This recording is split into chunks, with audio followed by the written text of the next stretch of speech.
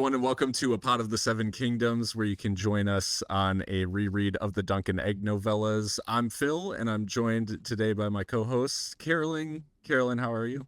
Hi, everyone. I'm Caroline, also known on the internet as Block. If you want to follow me anywhere else, or if you came here from TikTok, Phil and I actually met on A Song of Ice and Fire TikTok doing analysis of these books and this show and the other show and all the things that are happening. And now we have a podcast. So, Phil, you've reached your pinnacle. You're a white man with a podcast on YouTube. How do you feel? This is a dream fulfilled. Yeah. It's really the benchmark by which white men are measured. So exactly. Yeah. Now you have to give us some really hot takes around. Yeah, buckle up. Yeah. Wait until we talk about the price of eggs. Okay, yeah. Listen, we have some fun. Get ready to enter the pipeline, everybody. So I guess in the reason we were starting this, I guess first and foremost is, like you said, we met on A Song of Ice and Fire TikTok, and naturally, with A Knight of the Seven Kingdoms being the next piece of A Song of Ice and Fire media that's being adapted by HBO, it only felt natural to dive back into the books and try to see what we can glean from a reread. But I'm very excited to dive back into these books because the vibe is a lot different than A Song of Ice and Fire. It definitely is. And we say dive back in very loosely on my end. So for Phil, this is like actually a reread. I swear I read these books at some point. But you girls are reread girly. If I don't reread or rewatch something, I don't remember it. It leaves my brain immediately. So I remember very little of these novellas. I think actually what it turned out to be was I read the first one and not the last two in some way. But I have the book now, and we will be in the next episode in the feed, everyone, starting our magical reread. You have the same one? Yes. It has pictures. You guys should get it. It's great. It's such a good edition of the book. So here I am, and A Song of Ice and Fire fanatic. I've read the main series easily in the double digits. We're into dozen, easily a dozen reads. And I'm like, oh yeah, Dunk and Egg. I know that Dunk and Egg novellas. And then I'm like, oh, actually, I really don't. So let me get on that. Yeah. So then, we wanted to do this podcast to quote unquote reread, but really to analyze it. So a little bit of background. I have another podcast called House of Fire and Blood with my good friend Gretchen, where we've been doing an extraordinarily close reading of George R. R. Martin's Fire and Blood. And when I say close reading, I mean we're reading 10 pages at a time and talking for 2 hours about them. And Phil came on for 2 episodes. I think the 2 sections I read were less than 10 pages. Yeah. So that is how into Fire and Blood we get. And it was it was an awesome discussion because there is a ton to chew on, just like any of these books. Absolutely. We're maybe not doing as close of a read of Dunk and Egg. No, Dunk and Egg's a little bit more straightforward than Fire and Blood. Yeah, but the reason we were doing that was because House of the Dragon being out and everything like that, wanted to look back at that text, and so you and I wanted to look at Dunk and Egg before the adaptation comes out. My understanding is the first season is going to be out at the end of 2025, and it's only the first of the novellas. Yeah, just the Hedge Knight, and we got some more confirmation of that because George actually posted on his blog and seemed very positive about it, which has me excited for the adaptation. I feel like George is like an abused spouse over there at HBO, because they're always it's going to be great, George, and then it is, and then it goes downhill in some fashion, and then he's mad. The same thing happened in House of the Dragon season 2. Yep. Where he was upset about some of the adaptational changes, and he posted to his blog about it. Yep. So I'm hopeful. So I guess like you were saying, our credentials are that we've read the main series several times. We've read the main series, and we have microphones. Done. Podcast. So those are the credentials.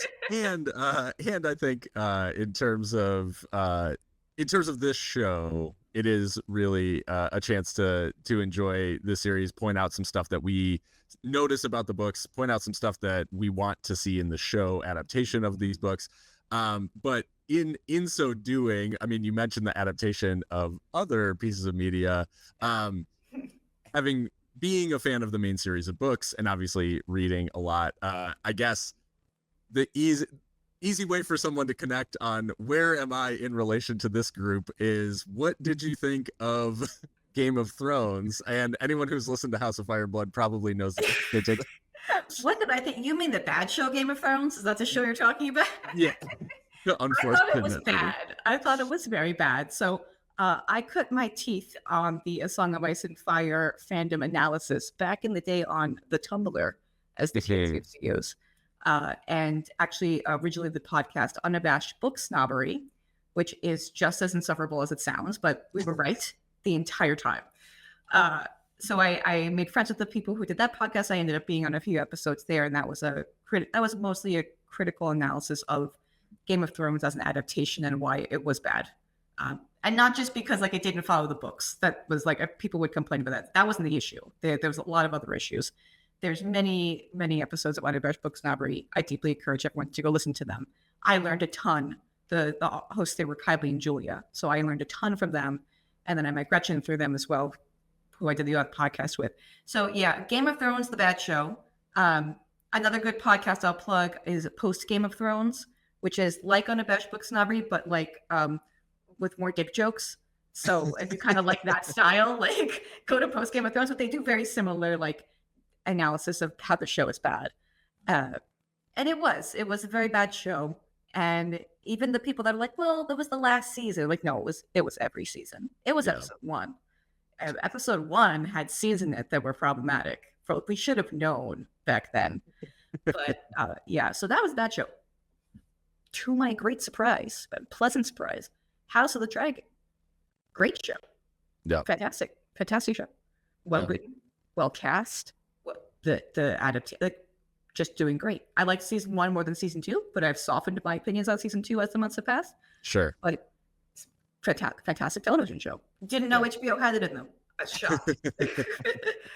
So that was me. How do you feel about Game of Thrones? The show was in an indirect way, and I've shared this in other places, but the show was in an indirect way my introduction to the series, because when the show came out, I am insufferable to the point of I was like, before I invest any time in this show, I should read the books and see if it's anything that I would even care about. Fair. And I read the books and was hooked, which was a huge mistake, because then when I went back and watched the show, like season 1, I was in it because I was like, oh, this is pretty like faithful adaptation, and you're like really seeing all this stuff. But I also was a first time reader of the books, right? That sweet summer child who doesn't know anything from anything.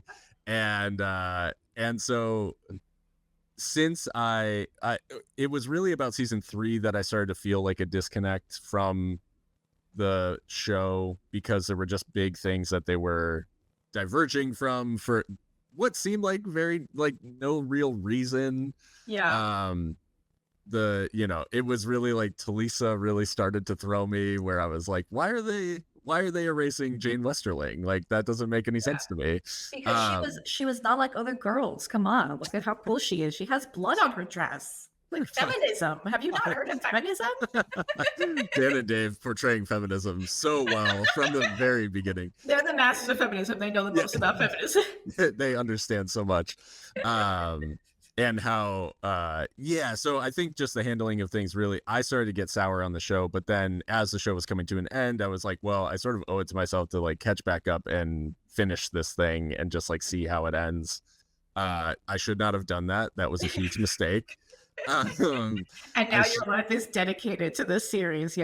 Yeah, and so that actually did like kick me back into reading the books again, like after I finished season 8, because I was just like, gosh, this like it feels so different from what how I felt like the first time reading it. And then each subsequent time you read the books, that it is just so chock full of meaning and theme and the foreshadowing and figurative language and storytelling like devices that George uses that are all just very, very enjoyable.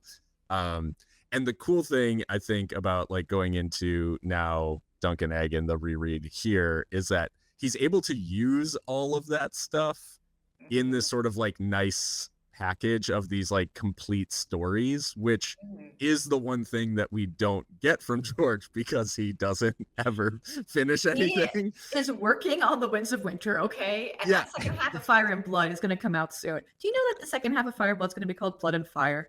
I had heard. And Don't do that to me, George. Don't do it. What is on the table in terms of spoilers? So Sure. Yep. I think probably The Song of Ice and Fire, like the 5 books proper, on the table. Game of Thrones, the bad show, on the table. House of the Dragon, up to wherever it's at, on the table. Fire and Blood, also, or probably, yeah. I would say like history stuff. Mm-hmm.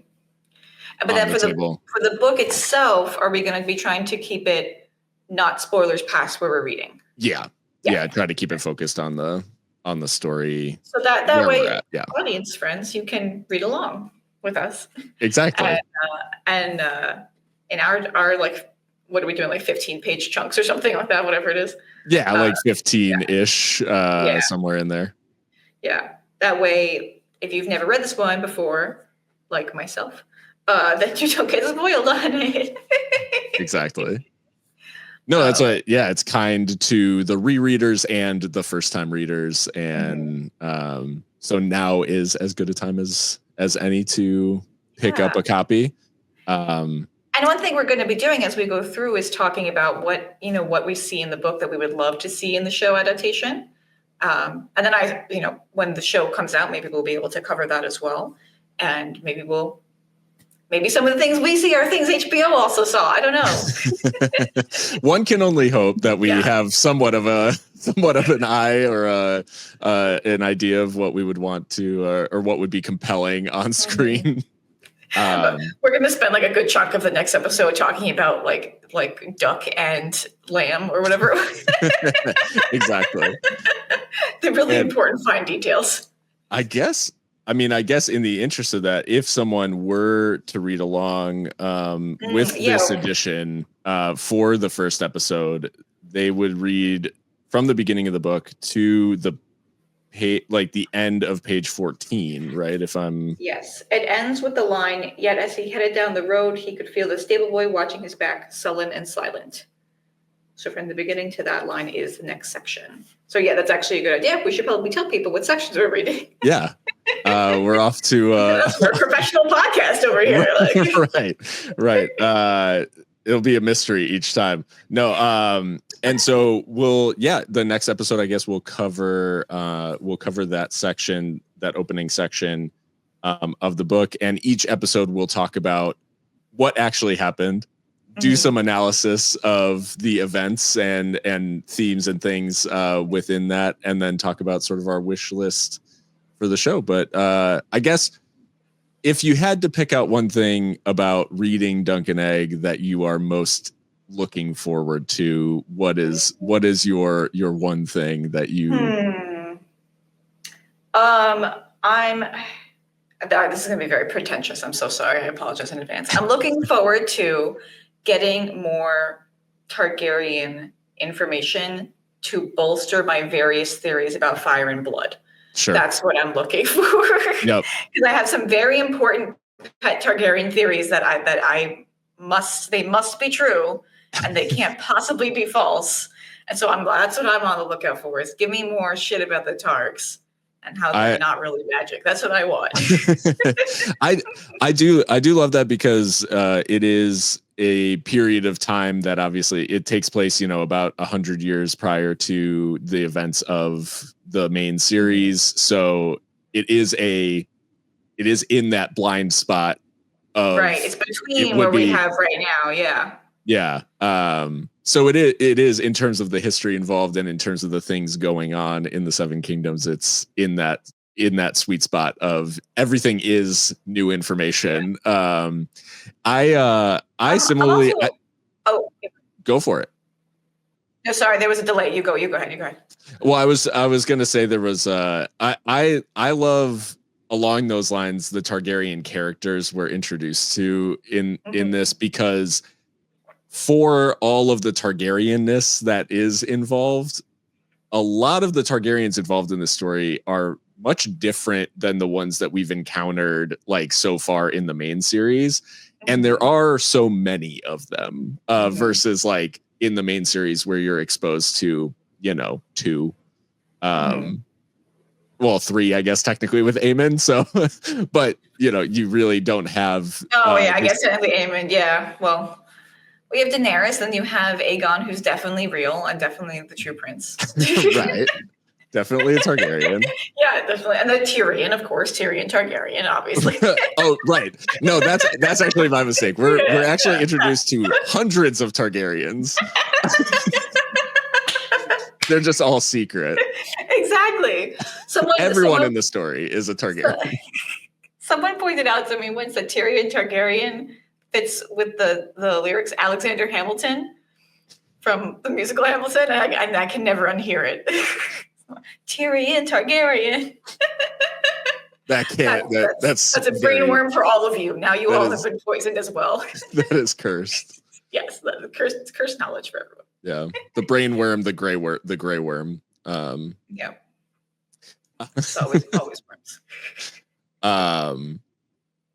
Well, no, I'm very much looking forward to the history stuff. There are characters, and in the interest of not spoiling anything going on in the series, like there are characters that I'm very much looking forward to outside of the first novella. But I think like one of the things that really I love about this is you get introduced to characters from families that you are familiar with that are different than the ones that are in the main series in new and interesting ways. And I think if there are people out there who are reading it for the first time, I think like that is one of the strengths is these new and interesting characters from families that you're familiar with. So it gives you that sort of warm and cozy, like I understand what's going on here as long as you've read the main series, but you also get introduced to these new sort of wrinkles and dynamics that change it up and change the dynamic. And it's quite, I think that's one of the fun things about these. Definitely. I mean, that's one of George's strong suits. It would be great if he wrote another book for us sometime soon, George. Please water us, George. We want it. I think that's pretty much it for that's us. We're introducing. Do you want to plug our various things? You want to plug, where else can people find you? So this is your YouTube page now, right? This is it. And there's going to start to be more stuff on here. You probably, if you're finding this, you probably know me from the TikTok things that I do at Damon Bachfire. That is where I've done a bunch of the jokey videos and like analysis videos. And I'll continue to do those there, but I'll also be doing some of the skit stuff and some more of these type of podcasts over here. So very much looking forward to getting this off the ground. But where can folks find you? So many places. I'm complaining all over the internet. I do have the TikTok. I'm Belock in a lot of places. So if you like search up Belock, it generally is me. TikTok, I'm Belock. Instagram, I'm Belock with some underscores. I only use Instagram. Blue Sky, I'm Belock. YouTube, I started my own YouTube channel that is Barely Functional B as in BE. And that is like, I'm trying to do that every other week or so, fingers crossed.